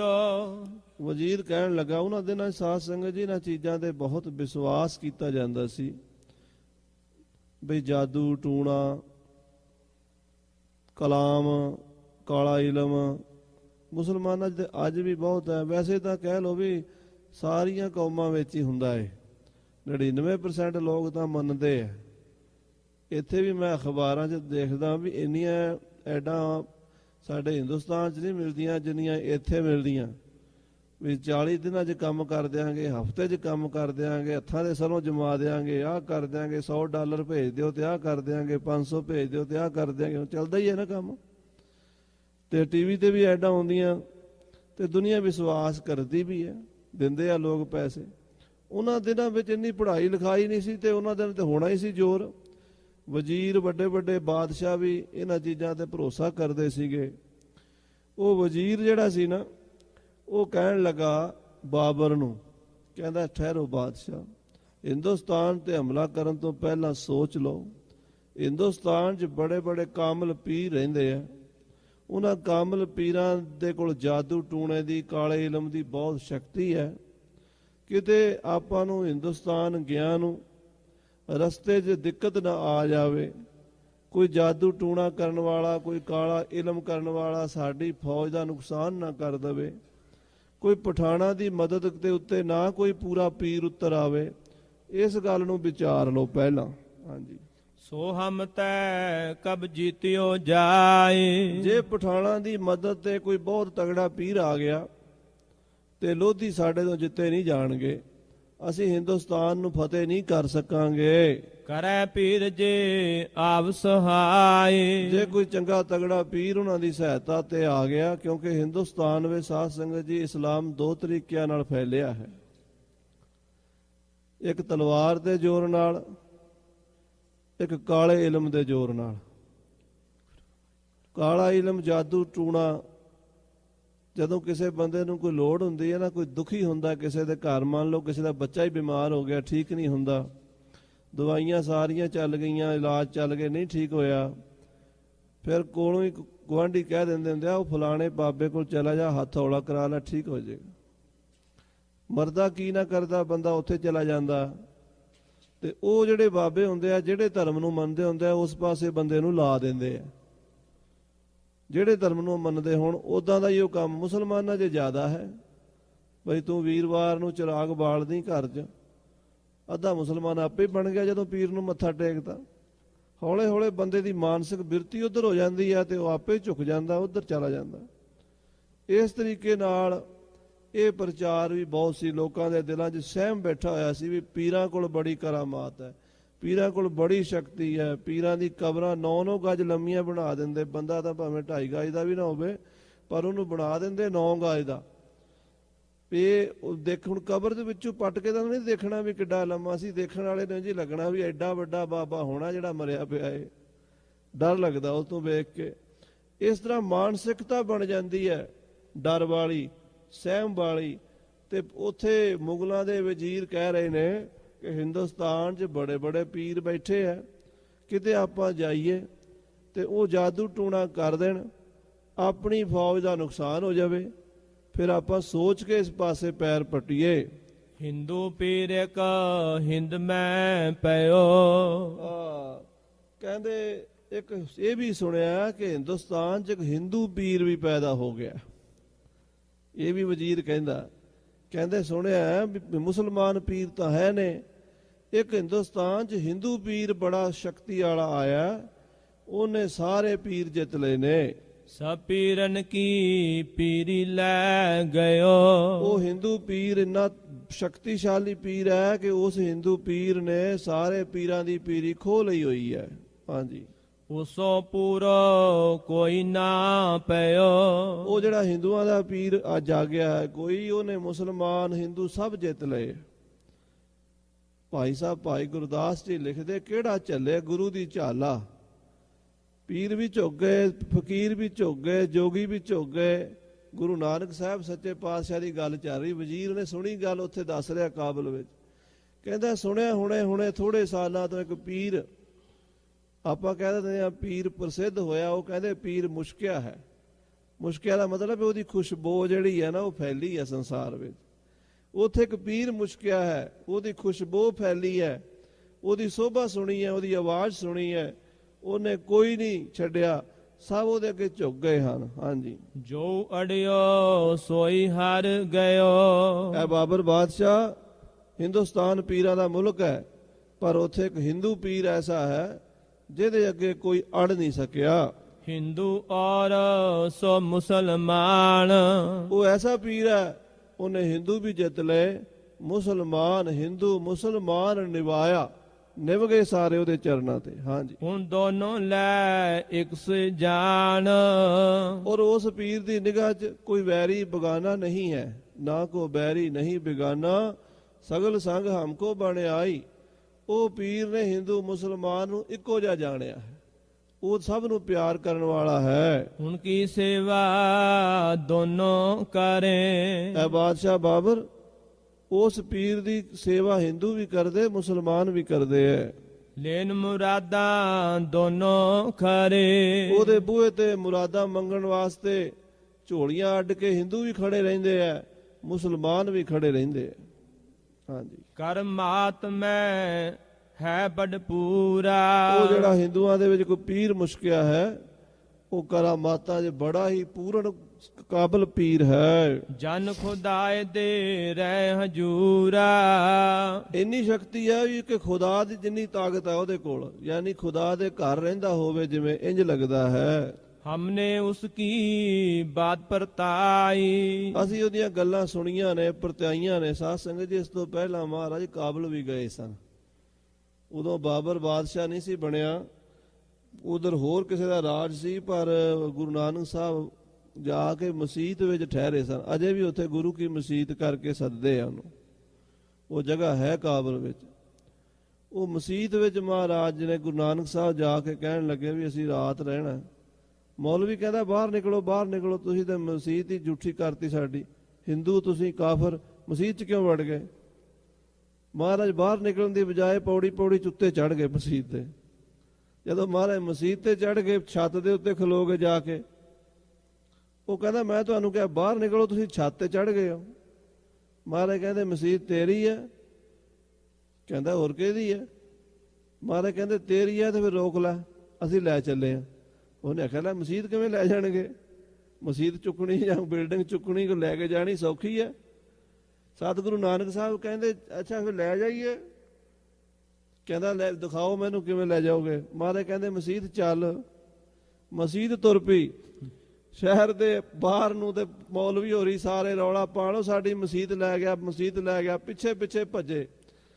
ਸਾਰੇ ਸ਼ਹਿਰ ਦੇ ਉੱਤੋਂ ਦੀ ਘੁਮਾਇਆ ਮਹਾਰਾਜ ਨੇ, ਸਾਰਾ ਸ਼ਹਿਰ ਪਿੱਛੇ ਪਿੱਛੇ, ਵੱਡੇ ਛੋਟੇ ਗਰੀਬ ਅਮੀਰ ਭੱਜੇ ਫਿਰਨ, ਹੱਥ ਜੋੜਨ ਵੀ ਬਖਸ਼ਦੇ ਬਖਸ਼ਦੇ ਬਖਸ਼ਦੇ। ਮਹਾਰਾਜ ਨੇ ਮਸਜਿਦ ਲਿਆ ਕੇ ਰੋਕਤੀ ਤੇ ਸਾਰੇ ਪੈਰੀ ਪੈ ਗਏ। ਮਹਾਰਾਜ ਕਹਿੰਦੇ ਰੱਬ ਦੇ ਘਰ ਤੇ ਕਬਜ਼ਾ ਨਹੀਂ ਕਰੀਦਾ ਹੁੰਦਾ, ਇਹ ਰੱਬ ਦਾ ਹੈ, ਸਭ ਦਾ ਹੈ, ਉਹ ਸਾਰਿਆਂ ਦਾ ਪਿਤਾ ਹੈ। ਜੇ ਤੁਸੀਂ ਮਸਜਿਦ ਨੂੰ ਰੱਬ ਦਾ ਘਰ ਸਮਝਦੇ ਹੋ ਤੇ ਉੱਥੇ ਕੋਈ ਕਾਫਰ ਨਹੀਂ ਹੈ, ਸਭ ਜਿਹੜਾ ਉੱਥੇ ਆ ਗਿਆ ਉਹ ਰੱਬ ਦਾ ਬੰਦਾ ਸਮਝਿਆ ਕਰੋ। ਸੋ ਕਾਬਲ ਦੇ ਵਿੱਚ ਵੀ ਚਰਨ ਪਾਏ, ਉੱਥੇ ਵੀ ਸਿੱਖੀ ਦਾ ਪ੍ਰਚਾਰ ਕੀਤਾ। ਉਹ ਵਜ਼ੀਰ ਕਹਿ ਰਿਹਾ, ਕਹਿੰਦਾ ਮੈਂ ਬਾਬੇ ਨਾਨਕ ਦੀਆਂ ਬਹੁਤੀਆਂ ਗੱਲਾਂ ਸੁਣੀਆਂ ਹਨ, ਜੋਨ ਕਹੀ ਸੋ ਸਾਚੀ ਪਾਈ। ਉਹਦੇ ਕਹਿੰਦੇ ਵੀ ਮੂੰਹ ਤੋਂ ਨਿਕਲਿਆ ਬਚਨ ਝੂਠਾ ਹੁੰਦਾ ਹੀ ਨਹੀਂ, ਜੋ ਕਹਿ ਦੇਵੇ ਸੱਚ ਹੀ ਹੁੰਦਾ ਹੈ। ਜੇ ਚਾਹੋ ਤੁਮ ਹਿੰਦ ਲਈ ਤੋ ਉਸ ਪਰਵਾਨਗੀ ਲੈ ਹੋ। ਵਜ਼ੀਰ ਕਹਿੰਦਾ ਜੇ ਤੁਸੀਂ ਹਿੰਦੁਸਤਾਨ ਦਾ ਰਾਜ ਲੈਣਾ ਚਾਹੁੰਦੇ ਹੋ ਤਾਂ ਫਿਰ ਉਸ ਪੀਰ ਨਾਨਕ ਦੀ ਪ੍ਰਵਾਨਗੀ ਲੈ ਲਓ। ਹਿੰਦੁਸਤਾਨ ਦਾ ਰਾਜ ਤੁਸੀਂ ਲੈਣਾ ਚਾਹੁੰਦੇ ਹੋ ਬਾਦਸ਼ਾਹ, ਤੇ ਜਿਹੜਾ ਉਹ ਹਿੰਦੂਆਂ ਦਾ ਪੀਰ ਨਾਨਕ ਹੈ ਉਹਦਾ ਆਸ਼ੀਰਵਾਦ ਲੈ ਲਓ, ਫਿਰ ਤੁਹਾਡਾ ਕੰਮ ਸਾਫ਼, ਰਸਤਾ ਸਾਫ਼ ਹੋ ਜਾਏਗਾ। ਬਿਨ ਪਰਵਾਨਗੀ ਉਸੈ ਤੇ ਆਗੇ ਪੈਰ ਨਾ ਦੇਹੋ। ਜੇ ਕਿਤੇ ਪੀਰ ਨਾਨਕ ਪ੍ਰਵਾਨਗੀ ਨਹੀਂ ਦਿੰਦਾ ਤਾਂ ਤੁਸੀਂ ਹਿੰਦੁਸਤਾਨ ਵਾਲੇ ਪਾਸੇ ਮੂੰਹ ਨਾ ਕਰਿਆ ਜੇ, ਫਿਰ ਕੰਮ ਔਖਾ ਹੈ। ਜੇ ਪੀਰ ਨਾਨਕ ਤੁਹਾਨੂੰ ਥਾਪੀ ਦੇ ਦਿੰਦਾ ਤੇ ਫਿਰ ਕੰਮ ਸੌਖਾ ਹੈ। ਹਾਂਜੀ, ਤਬ ਦੌਲਤ ਸੋਨਾ ਬੋਲਤ ਪਇਓ। ਕੋਲ ਦੌਲਤ ਖਾਂ ਬੈਠਾ ਸੀ, ਸਮਝ ਗਿਆ ਵੀ ਇਹਦੇ ਸਾਡੇ ਪੀਰ ਦੀ ਗੱਲ ਹੋ ਰਹੀ ਹੈ। ਦੌਲਤ ਖਾਂ ਬੋਲਿਆ, ਹਮਨੇ ਵਹਿ ਪੀਰ ਕਰ ਲਿਓ। ਉਹ ਕਹਿਣ ਲੱਗਾ ਬਾਦਸ਼ਾਹ ਮੇਰੇ ਪੀਰ ਵੀ ਉਹੀ ਹਨ, ਜਿਹੜੇ ਪੀਰ ਦਾ ਵਜ਼ੀਰ ਜੀ ਗੱਲ ਕਰ ਰਹੇ ਆ, ਜ਼ਿਕਰ ਕਰ ਰਹੇ ਆ, ਉਹੀ ਪੀਰ ਦਾ ਮੈਂ ਮੁਰੀਦ ਹਾਂ, ਯਾਨੀ ਗੁਰੂ ਨਾਨਕ ਸਾਹਿਬ ਸਾਡੇ ਪੀਰ ਹਨ। ਉਸ ਪਰਵਾਨਗੀ ਤੇ ਹਮ ਆਏ। ਦੌਲਤ ਖਾਂ ਕਹਿੰਦਾ ਉਹਦੀ ਪ੍ਰਵਾਨਗੀ ਨਾਲ ਹੀ ਮੈਂ ਇੱਥੇ ਆਇਆ, ਉਹਨਾਂ ਦੀ ਪ੍ਰਵਾਨਗੀ ਤਾਂ ਪਹਿਲਾਂ ਹੋ ਗਈ ਹੈ। ਵਜ਼ੀਰ ਨੇ ਕਿਹਾ ਬਾਬਰ ਨੂੰ ਕਿ ਗੁਰੂ ਨਾਨਕ ਸਾਹਿਬ ਦੀ ਪ੍ਰਵਾਨਗੀ ਲਓ। ਦੌਲਤ ਖਾਂ ਕਹਿੰਦਾ ਪ੍ਰਵਾਨਗੀ ਲੈ ਕੇ ਆਇਆ ਮੈਂ, ਹਿੰਦੁਸਤਾਨ ਦਾ ਰਸਤਾ ਸਾਫ਼ ਹੈ, ਗੁਰੂ ਨਾਨਕ ਸਾਹਿਬ ਦਾ ਤੁਹਾਡੇ ਹਾਲ ਹੱਥ ਹੋਵੇਗਾ। ਹਾਂਜੀ, ਤੁਮ ਪੀ ਪਰਵਾਨਗੀ ਉਸਕੀ ਚਾਹੇ। ਮੈਂ ਉਹਨਾਂ ਤੋਂ ਪ੍ਰਵਾਨਗੀ ਲੈ ਕੇ ਆਇਆ ਤੇ ਤੁਸੀਂ ਉਹਦੀ ਪ੍ਰਵਾਨਗੀ ਚਾਹੁੰਦੇ ਹੋ। ਜੇ ਉਹਦੀ ਪ੍ਰਵਾਨਗੀ ਹੈ ਤੇ ਕੰਮ ਸਮਝੋ ਤੁਹਾਡਾ ਹੋਇਆ ਪਿਆ ਹੈ। ਹਮ ਆਏ ਉਸ ਬਚਨ ਕਰਾਏ। ਅਸੀਂ ਗੁਰੂ ਨਾਨਕ ਸਾਹਿਬ ਦਾ ਆਸ਼ੀਰਵਾਦ ਲੈ ਕੇ ਹੀ ਆਏ ਹਾਂ। ਮੈਂ ਤੁਹਾਡੇ ਕੋਲ ਆਇਆ, ਉਹਨਾਂ ਤੋਂ ਬਚਨ ਲੈ ਕੇ ਆਇਆ, ਉਹਨਾਂ ਨੇ ਭੇਜਿਆ ਹੈ ਤੇਰੇ ਕੋਲ। ਪਠਾਨਨ ਸ਼ਾਹੀ ਮੈਂ ਅਯੋ ਗਵਾਏ। ਗੁਰੂ ਨਾਨਕ ਸਾਹਿਬ ਨੂੰ ਮੈਂ ਦੱਸਿਆ ਹੈ ਕਿ ਤੁਹਾਡੇ ਸਿੱਖ ਪਠਾਨਾਂ ਨੇ ਮਾਰ ਦਿੱਤੇ ਨੇ ਤੇ ਗੁਰੂ ਨਾਨਕ ਸਾਹਿਬ ਨੇ ਪਠਾਨਾਂ ਦੀ ਸਫਾ ਚੁੱਕੀ ਜਾਣ ਦਾ ਬਚਨ ਵੀ ਕਰ ਦਿੱਤਾ ਹੈ। ਮੈਂ ਆਇਓ ਮੁਗਲਨ ਬਖਸ਼ਾਏ। ਮੈਂ ਮੁਗਲਾਂ ਨੂੰ ਰਾਜ ਦਿਵਾਉਣ ਵਾਸਤੇ ਉਹਨਾਂ ਦਾ ਰਾਹ ਸਾਫ਼ ਕਰਾਉਣ ਦਾ ਬਚਨ ਕਰ ਆਇਆ ਹਾਂ। ਤਬ ਪਰਿਓ ਥੋ ਕਾਬਲ ਰਾਹੇ। ਮੈਂ ਗੁਰੂ ਨਾਨਕ ਸਾਹਿਬ ਤੋਂ ਬਚਨ ਲੈ ਕੇ ਹੀ ਕਾਬਲ ਵੱਲ ਆਇਆ ਹਾਂ। ਤੋ ਬਾਬਰ ਮੁਖ ਬਚਨ ਉਚਾਰੋ। ਜਦੋਂ ਦੌਲਤ ਖਾਨ ਨੇ ਇਹ ਗੱਲ ਕਹੀ ਨਾ, ਉਹ ਤੋਂ ਪਹਿਲਾਂ ਵਜ਼ੀਰ ਬੋਲਿਆ, ਪਿੱਛੋਂ ਦੌਲਤ ਖਾਨ ਨੇ ਹਾਮੀ ਭਰਤੀ ਵੀ ਗੱਲ ਇਦਾਂ ਹੀ ਹੈ, ਪੀਰ ਬਹੁਤ ਵੱਡੇ ਨੇ ਔਰ ਸਾਡੇ ਆਪਣੇ ਪੀਰ ਨੇ ਔਰ ਉਹਨਾਂ ਨੇ ਹੀ ਮੈਨੂੰ ਭੇਜਿਆ ਹੈ। ਤਾਂ ਬਾਬਰ ਬਾਦਸ਼ਾਹ ਬੋਲਿਆ, ਉਹ ਕਿਆ ਸ਼ਾਹੀ ਦੇਵਨ ਵਾਰ। ਬਾਬਰ ਹੰਕਾਰੀ ਸੀਗਾ, ਹੰਕਾਰ 'ਚ ਬੋਲਿਆ, ਕਹਿੰਦਾ ਉਹ ਹਿੰਦੂ ਪੀਰ ਸਾਨੂੰ ਕੀ ਰਾਜ ਦੇਵੇਗਾ। ਕਿਉਂਕਿ ਸਾਧ ਸੰਗਤ ਜੀ, ਮੁਤੱਸਬੀ ਲੋਕਾਂ ਨੂੰ ਅੱਖਾਂ ਤੇ ਮੁਤੱਸਬ ਦੀ ਪੱਟੀ ਬੰਨੀ ਹੁੰਦੀ ਹੈ, ਉਹਨਾਂ ਨੂੰ ਦੂਜੇ ਧਰਮ ਦੇ ਨਾਂ ਤੋਂ ਹੀ ਐਲਰਜੀ ਹੋ ਜਾਂਦੀ ਹੈ। ਹਿੰਦੂ ਉਹ ਸਾਨੂੰ ਕੀ ਦੇਵੇਗਾ, ਉਹ ਸਾਨੂੰ ਪਾਤਸ਼ਾਹੀ ਕੀ ਦੇਵੇਗਾ। ਦੁਖੀ ਹੋਇਆ ਬਾਬਰ, ਹੰਕਾਰ ਨਾਲ ਬੋਲਿਆ ਸੁਣ ਕੇ, ਸ਼ਾਹੀ ਦੇਵੈ ਹਮੈ ਰਸੂਲ। ਸਾਨੂੰ ਤੇ ਹਜ਼ਰਤ ਰਸੂਲ ਅੱਲਾ ਮੁਹੰਮਦ ਸਾਹਿਬ ਜੀ ਬਾਦਸ਼ਾਹੀ ਦੇਣਗੇ, ਅਸੀਂ ਤੇ ਆਪਣੇ ਪੈਗੰਬਰ ਕੋਲੋਂ ਲਵਾਂਗੇ, ਅਸੀਂ ਨਾਨਕ ਕੋਲੋਂ ਕੀ ਲੈਣਾ, ਪੀਰ ਕੋਲੋਂ। ਹਾਂਜੀ, ਦਰਗਹਿ ਜਾ ਕੀ ਬਖਸ਼ ਕਬੂਲ। ਕਿਉਂਕਿ ਸਾਡੇ ਤਾਂ ਇਸਲਾਮ ਦੇ ਵਿੱਚ ਕੱਲੇ ਹਜ਼ਰਤ ਮੁਹੰਮਦ ਸਾਹਿਬ ਰਸੂਲ ਅੱਲਾ ਹੀ ਵੱਡੇ ਪੈਗੰਬਰ ਹਨ। ਉਹਨਾਂ ਦੀ ਉਸ ਖੁਦਾ ਦੇ ਦਰਬਾਰ 'ਚ ਪਹੁੰਚਿਆ ਰਸੂਲ ਦਾ ਮਤਲਬ ਹੁੰਦਾ ਪਹੁੰਚਿਆ ਹੋਇਆ, ਜਿਹਦੀ ਰਸੀਦ ਹੋਵੇ।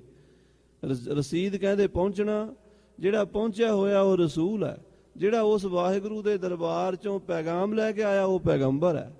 ਸੋ ਜਿਹੜਾ ਖੁਦਾ ਦਾ ਪੈਗੰਬਰ ਹੈ ਹਜ਼ਰਤ ਰਸੂਲ ਅੱਲਾਹ ਮੁਹੰਮਦ ਸਾਹਿਬ, ਉਹਨਾਂ ਦਾ ਆਸ਼ੀਰਵਾਦ ਲੈ ਕੇ, ਉਹਨਾਂ ਦੀ ਬਖਸ਼ਿਸ਼ ਲੈ ਕੇ ਅਸੀਂ ਹਿੰਦੁਸਤਾਨ ਤੇ ਕਬਜ਼ਾ ਕਰਾਂਗੇ। ਸਾਨੂੰ ਨਾਨਕ ਤੋਂ ਕੀ ਲੋੜ ਹੈ? ਹਾਂਜੀ, ਰਸੂਲ ਹਮਾਰੋ ਸ਼੍ਰੀ ਖੁਦਾਏ। ਸਾਡੇ ਰਸੂਲ ਉਸ ਖੁਦਾ ਦੇ ਸ਼ਰੀਕ ਹਨ। ਵੈਸੇ ਤਾਂ ਮੁਸਲਮਾਨਾਂ ਦੇ ਵਿੱਚ ਇਹ ਲਾ ਸ਼ਰੀਕ ਹੈ, ਪਰ ਦੂਜਾ ਵੀ ਖੜਾ ਕਰ ਦਿੰਦੇ ਨੇ ਲਿਆ ਕੇ ਰਾਹ ਵਿੱਚ, ਮੁਹੰਮਦ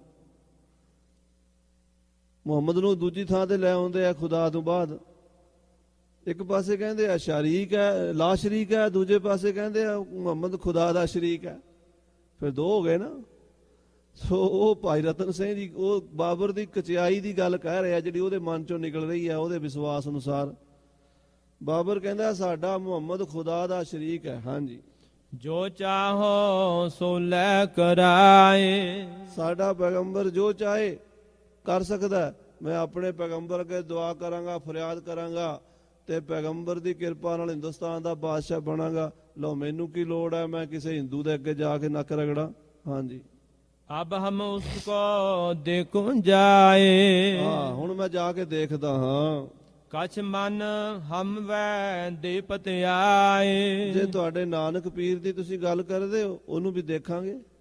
ਜੇ ਉਹ ਸਾਡੇ ਮਨ ਨੂੰ ਪਤਿਆਏਗਾ, ਕੋਈ ਗੱਲ ਉਹਦੀ ਜਚੇਗੀ, ਉਹਨੂੰ ਵੀ ਮੰਨਾਂਗੇ ਫਿਰ। ਪਰ ਮੈਂ ਤਾਂ ਆਪਣੇ ਮੁਹੰਮਦ ਤੋਂ ਹੀ ਰਾਜ ਲਵਾਂਗਾ। ਹਾਂਜੀ, ਤਬ ਦੌਲਤ ਖਾਂ ਬੋਲਿਓ ਵੈ ਹਿੰਦੂ ਦੋਸਤ ਖੁਦਾਏ। ਇਹ ਗੱਲ ਸੁਣ ਕੇ ਦੌਲਤ ਖਾਂ ਸਮਝ ਗਿਆ ਵੀ ਇਹ ਤਾਂ ਮੁਤੱਸਬੀ ਬਾਦਸ਼ਾਹ ਮੁਤੱਸਬ ਨਾਲ ਗੱਲ ਕਰ, ਇਹਨੂੰ ਸਮਝ ਨਹੀਂ ਅਜੇ, ਸੋਝੀ ਨਹੀਂ ਹੈ। ਉਹ ਕਹਿਣ ਲੱਗਾ ਬਾਬਰ ਬਾਦਸ਼ਾਹ, ਜਿਸ ਦੀ ਤੁਸੀਂ ਗੱਲ ਕਰ ਰਹੇ ਹੋ ਨਾ ਉਹ ਵੀ ਖੁਦਾ ਦਾ ਦੋਸਤ ਹੈ, ਉਹ ਵੀ ਪੈਗੰਬਰ ਹੈ, ਉਹ ਵੀ ਵੱਡੀ ਤਾਕਤ ਦਾ ਮਾਲਕ ਹੈ। ਉਹਨੂੰ ਹਿੰਦੂ ਨਾ ਸਮਝੋ, ਵੈ ਹਿੰਦੂ ਦੋਸਤ ਖੁਦਾਏ। ਉਹ ਰੱਬ ਦੀ ਜਾਤ ਹੈ, ਅੱਲਾ ਦੀ ਜਾਤ ਹੈ ਉਹ। ਹਾਂਜੀ, ਚਲ ਕਰ ਕਰੋ ਦੀਦਾਰ ਤੁਮ ਦੇਵੈ ਮਨ ਪਤਿਆਏ। ਇਹ ਬਾਦਸ਼ਾਹ ਬਾਬਰ ਇੱਕ ਵਾਰੀ ਚੱਲ ਕੇ ਦਰਸ਼ਨ ਤੇ ਕਰੋ।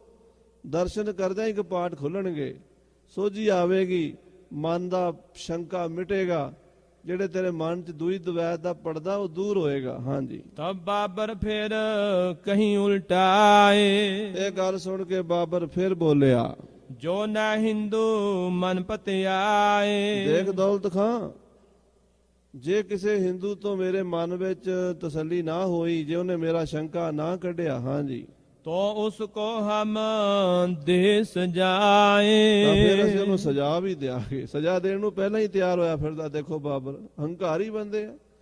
ਸਾਧ ਸੰਗਤ ਜੀ, ਜਿੰਨਾ ਚਿਰ ਸਾਡੇ ਅੰਦਰੋਂ ਜਾਤੀ ਦਾ, ਧਰਮ ਦਾ, ਮਜ਼ਹਬ ਦਾ ਮੁਤੱਸਬ ਨਹੀਂ ਨਿਕਲਦਾ, ਉਹਨਾਂ ਚਿਰ ਅਸੀਂ ਬ੍ਰਹਮ ਗਿਆਨ ਦੀ ਪਦਵੀ ਨਹੀਂ ਪਾ ਸਕਦੇ। ਜਿੰਨੇ ਮਹਾਪੁਰਸ਼ ਨੇ ਸੰਸਾਰ ਦੇ ਅੰਦਰ, ਉਹ ਪਰਮੇਸ਼ਰ ਦਾ ਰੂਪ ਜਾਣਨੇ ਚਾਹੀਏ। ਕਿਸੇ ਨਾਲ ਵੀ ਈਰਖਾ ਨਹੀਂ। ਇਹ ਗੁਰੂ ਨਾਨਕ ਸਾਹਿਬ ਦਾ ਸਿਧਾਂਤ ਹੈ। ਬਸੰਤ ਮਹੱਲਾ ਪਹਿਲਾ, ਦੂਜਾ ਸ਼ਬਦ ਹੈ ਰਾਗ ਬਸੰਤ ਦਾ। ਅਖੀਰਲੀਆਂ ਪੰਕਤੀਆਂ ਨੇ, ਸਿਰ ਨਾਨਕ, ਨਾਨਕ ਦਾ ਹੋਵੇ ਸਿਰ, ਸਿਰ ਨਾਨਕ ਲੋਕਾਂ ਪਾਵ ਹੈ, ਲੋਕਾਂ ਦੇ ਹੁਣ ਪੈਰ, ਸਾਰੀ ਦੁਨੀਆ ਦੇ ਪੈਰਾਂ 'ਚ ਮੇਰਾ ਸਿਰ ਹੈ। ਇਹ ਗੁਰੂ ਨਾਨਕ ਸਾਹਿਬ ਦੀ ਨਿਮਰਤਾ ਦੇਖੋ। ਭਾਵੇਂ ਉਹ ਹਿੰਦੂ ਹੈ, ਭਾਵੇਂ ਉਹ ਮੁਸਲਮਾਨ ਹੈ, ਭਾਵੇਂ ਕੋਈ ਈਸਾਈ ਹੈ, ਭਾਵੇਂ ਜੈਨੀ, ਬੋਧੀ, ਕੋਈ ਕਿਸੇ ਧਰਮ ਦਾ ਇਨਸਾਨ ਹੈ, ਰੱਬ ਨਾਲ ਜੁੜਿਆ ਹੋਇਆ ਹੈ।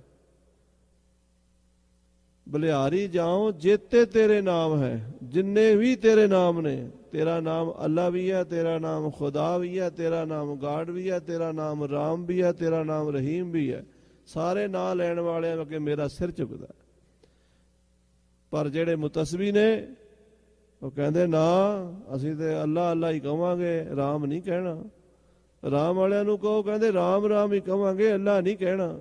ਗੁਰੂ ਗ੍ਰੰਥ ਸਾਹਿਬ ਸਾਰੇ ਹੀ ਨਾਮ ਸਤਿਕਾਰ ਨਾਲ ਲਏ ਗਏ। ਗੁਰੂ ਕੇ ਸਿੱਖ ਦੀ ਨਿਗਾਹ ਵਿੱਚ ਦੁਐਤ ਨਹੀਂ ਹੈ। ਜਿਹਦੀ ਨਿਗਾਹ 'ਚ ਦੁਐਤ ਹੈ, ਗੁਰੂ ਦਾ ਸਿੱਖ ਨਹੀਂ ਹੈ। ਆਖੋ ਸ੍ਰੀ ਵਾਹਿਗੁਰੂ। ਜਿਹਦੀ ਨਿਗਾਹ 'ਚ ਦੁਐਤ ਹੈ, ਉਹ ਗੁਰੂ ਨਾਨਕ ਦੇ ਸਿਧਾਂਤ ਨੂੰ ਨਹੀਂ ਸਮਝ ਸਕਦਾ।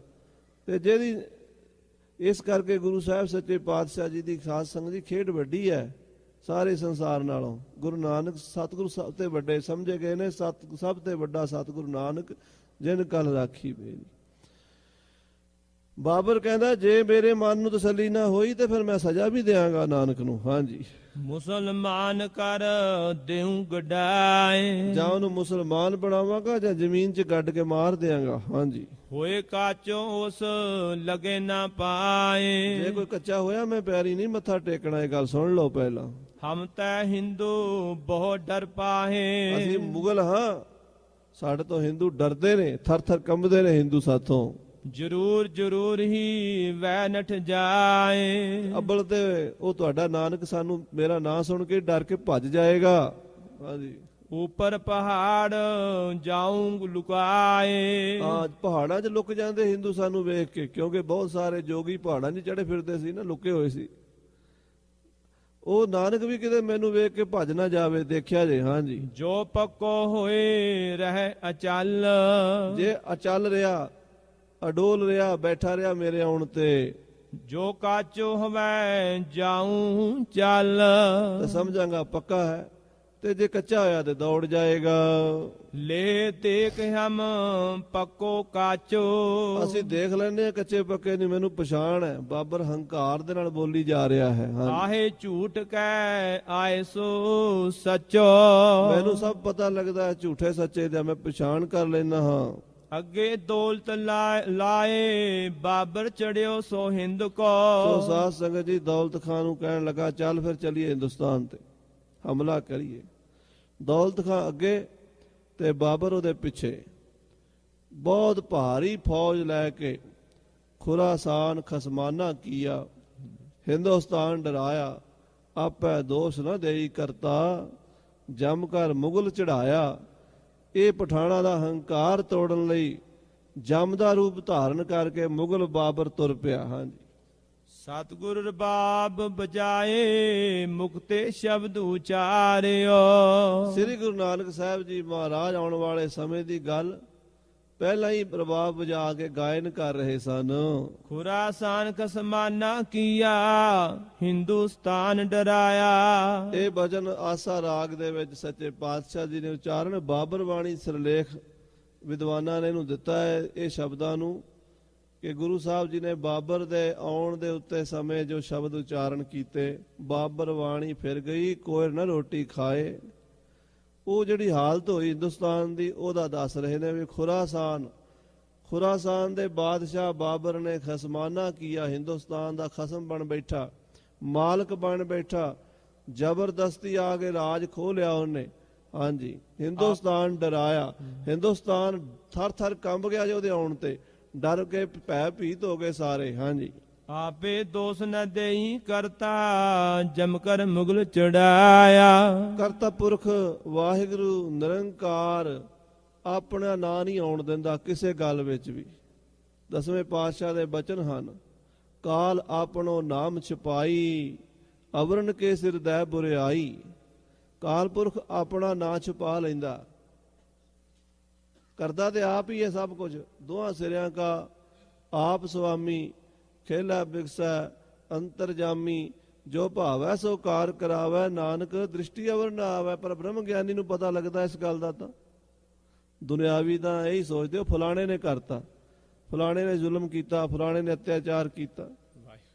ਕਰਨ ਵਾਲਾ ਆਪ ਹੀ ਹੈ। ਆਪੇ ਦੋਸ਼ ਨਾ ਦੇਹੀ ਕਰਤਾ। ਕਰਤਾ ਪੁਰਖ ਆਪਣਾ ਨਾਂ ਨਹੀਂ ਆਉਣ ਦਿੰਦਾ, ਆਪਣਾ ਨਾਂ ਬਦਨਾਮ ਨਹੀਂ ਹੋਣ ਦਿੰਦਾ। ਜਮ ਕਰ ਮੁਗਲ ਚੜਾਇਆ। ਭਾਈ ਸਾਹਿਬ ਸੰਤੋਖ ਸਿੰਘ ਜੀ ਨੇ ਜਨਮ ਸਾਖੀ ਦੇ ਆਧਾਰ ਤੇ ਬਚਨ ਲਿਖੇ। ਮਰਦਾਨਾ ਆਇਆ ਨਾਲ ਸਤਿਗੁਰਾਂ ਦੇ ਇਸ ਅਹਿਮਦਾਬਾਦ ਦੀ ਨਗਰੀ। ਭਾਈ ਲਾਲੋ ਦਾ ਪਿੰਡ, ਇਹਦਾ ਪਹਿਲਾ ਨਾਮ ਸੈਦਪੁਰ ਸੀ। ਮਰਦਾਨਾ ਕਹਿੰਦਾ ਮਹਾਰਾਜ ਬਹੁਤ ਦਿਨ ਹੋ ਗਏ ਨੇ, ਪ੍ਰਸ਼ਾਦਾ ਵੇਖਿਆ ਵੀ ਨਹੀਂ, ਭੁੱਖ ਨਾਲ ਜਾਨ ਨਿਕਲਦੀ ਹੈ। ਇੰਨੇ ਨੂੰ ਸਾਧ ਸੰਗਤ ਜੀ ਨਾਲ ਕੋਈ ਸਾਧੂ ਸੰਤ ਹੋਰ ਵੀ ਆ ਕੇ ਬਹਿ ਗਏ। ਭਾਈ ਸੰਤੋਖ ਸਿੰਘ ਨੇ ਇਦਾਂ ਹੀ ਲਿਖਿਆ, ਕਈ ਫਕੀਰ ਆ ਕੇ ਬਹਿ ਗਏ। ਕੀਰਤਨ ਹੋ ਰਿਹਾ ਸੀ। ਮਹਾਰਾਜ ਕਹਿੰਦੇ ਮਰਦਾਨਿਆ ਭੁੱਖ ਤੈਨੂੰ ਵੀ ਲੱਗੀ ਹੈ, ਭੁੱਖ ਇਹਨਾਂ ਸੰਤਾਂ ਨੂੰ ਵੀ ਲੱਗੀ ਹੈ, ਤੇ ਜਾ ਨਗਰ ਦੇ ਵਿੱਚੋਂ, ਐਡੇ ਵੱਡੇ ਸ਼ਹਿਰ ਵਿੱਚੋਂ ਕਿਤੋਂ ਕਿਸੇ ਦੇ ਘਰੋਂ ਪ੍ਰਸ਼ਾਦਾ ਭੋਜਨ ਮਿਲਦਾ ਤੇ ਲੈ ਕੇ ਆ। ਆਗਿਆ ਲੈ ਕੇ ਪਾਤਸ਼ਾਹ ਦੀ ਗਿਆ ਮਰਦਾਨਾ। ਇੱਕ ਬੜਾ ਵੱਡਾ ਮਕਾਨ, ਬੜੀ ਵੱਡੀ ਹਵੇਲੀ, ਉਹਦੇ ਡਿਉਢੀ ਦੇ ਵਿਚਕਾਰ 24-25 ਸਾਲ ਦਾ ਗੱਭਰੂ 7 ਫੁੱਟਾ ਪਠਾਨ ਪਾਨ ਚਬਾ ਰਿਹਾ। ਸ਼ਰਾਬ ਰੱਜ ਕੇ ਪੀਤੀ ਹੋਈ ਹੈ ਤੇ ਉਸ ਹਵੇਲੀ ਦਾ ਉਹ ਮਾਲਕ ਹੈ, ਜਵਾਨੀ ਵੀ ਹੈ, ਪੈਸਾ ਵੀ ਹੈ ਤੇ ਸ਼ਰਾਬ ਵੀ ਪੀਤੀ ਹੋਈ ਹੈ। ਮਹਾਰਾਜ ਨੇ ਲਿਖਿਆ ਨਾ, ਕਲਗੀਧਰ ਪਿਤਾ ਜੀ ਨੇ, ਇੱਕ ਤਰੁਣ ਦੂਜੇ ਮਧੀ ਤੀਜੇ ਅਤ ਧਨ ਧਾਮ, ਪਾਪ ਕਰੇ ਬਿਨ ਨਹਿ ਬਚੇ ਬਚੇ ਬਚਾਵੇ ਰਾਮ। ਇੱਕ ਹੋਵੇ ਜਵਾਨ, ਦੂਜਾ ਹੋਵੇ ਨਸ਼ਈ ਸ਼ਰਾਬੀ, ਤੇ ਤੀਜਾ ਫਿਰ ਬੰਦੇ ਦੇ ਕੋਲ ਪੈਸਾ ਵੀ ਖੁੱਲਾ ਹੋਵੇ, ਚਿੰਤਾ ਹੋਵੇ ਕੋਈ ਨਾ, ਉਹ ਬੰਦਾ ਪਾਪ ਕਰਨ ਤੋਂ ਬਚਦਾ ਨਹੀਂ। ਰੱਬ ਬਚਾ ਲੈ, ਬਚਾਏ ਪਾਪ ਜ਼ਰੂਰ ਕਰਦਾ। ਜਵਾਨ ਸੀਗਾ, ਸ਼ਰਾਬੀ ਸੀ, ਪਾਨ ਚਬਾ ਰਿਹਾ ਸੀ ਤੇ ਮਾਇਆ ਦਾ ਨਸ਼ਾ ਵੀ ਸੀ। ਮਰਦਾਨੇ ਨੇ ਜਾ ਕੇ ਬੜੇ ਤਰਲੇ ਨਾਲ ਆਖਿਆ, ਖਾਨ ਸਾਹਿਬ ਖੁਦਾ ਦੇ ਬੰਦੇ ਬਾਹਰ ਬੈਠੇ ਨੇ, ਉਹਨਾਂ ਨੇ ਪ੍ਰਸ਼ਾਦਾ ਛਕਣਾ, ਕੁਝ ਭੋਜਨ ਦਾ, ਰੋਟੀ ਦਾ ਕੋਈ ਤੁਹਾਡੇ ਕੋਲ ਟੁਕੜਾ ਦੇ ਸਕਦੇ ਹੋ ਤੇ ਦਿਓ। ਮਰਦਾਨੇ ਦੀ ਗੱਲ ਪਤਾ ਨਹੀਂ ਉਹਨੇ ਸੁਣੀ ਕਿ ਨਾ ਸੁਣੀ, ਜ਼ੋਰ ਦੇ ਨਾਲ ਧੱਕਾ ਮਾਰਿਆ। ਇੱਕ ਜਵਾਨ ਆਦਮੀ, ਇੱਕ ਬਲੀ ਬੰਦਾ ਧੱਕਾ ਮਾਰੇ ਤੇ ਮਰਦਾਨਾ ਤਾਂ ਬਜ਼ੁਰਗ ਸੀ, ਬਿਰਧ ਸੀ, ਸਰੀਰ ਕਮਜ਼ੋਰ ਸੀ। ਭਾਈ ਮਰਦਾਨਾ ਸਾਹਿਬ ਜੀ ਡਿੱਗੇ, ਮੂੰਹ ਭਾਰ, ਅਗਲੇ 2 ਦੰਦ ਟੁੱਟ ਗਏ, ਲਹੂ ਵਗਿਆ ਬਹੁਤ। ਦੰਦ ਦੀ ਪੀੜ ਬੜੀ ਮਾੜੀ ਹੁੰਦੀ ਹੈ। ਬਹੁਤ ਦੁਖੀ ਹੋਏ ਭਾਈ ਸਾਹਿਬ ਮਰਦਾਨਾ ਜੀ ਸੱਚੇ ਪਾਤਸ਼ਾਹ ਦੇ ਕੋਲ ਆ ਗਏ। ਧੰਨ ਗੁਰੂ ਨਾਨਕ ਸਾਹਿਬ ਗਰੀਬ ਨਵਾਜ ਬੈਠੇ ਨੇ। ਕਹਿਣ ਲੱਗਾ, ਮਹਾਰਾਜ ਚੰਗੇ ਪ੍ਰਸ਼ਾਦੇ ਖਵਾਏ ਐ, ਆ ਵੇਖੋ ਕੀ ਹਾਲ ਹੈ, ਮੂੰਹ ਮੇਰਾ ਸੁੱਜ ਗਿਆ, ਦੰਦ ਟੁੱਟ ਗਏ ਨੇ, ਲਹੂ ਵਗ ਰਿਹਾ, ਬੜਾ ਦੁਖੀ ਮਰਦਾਨਾ।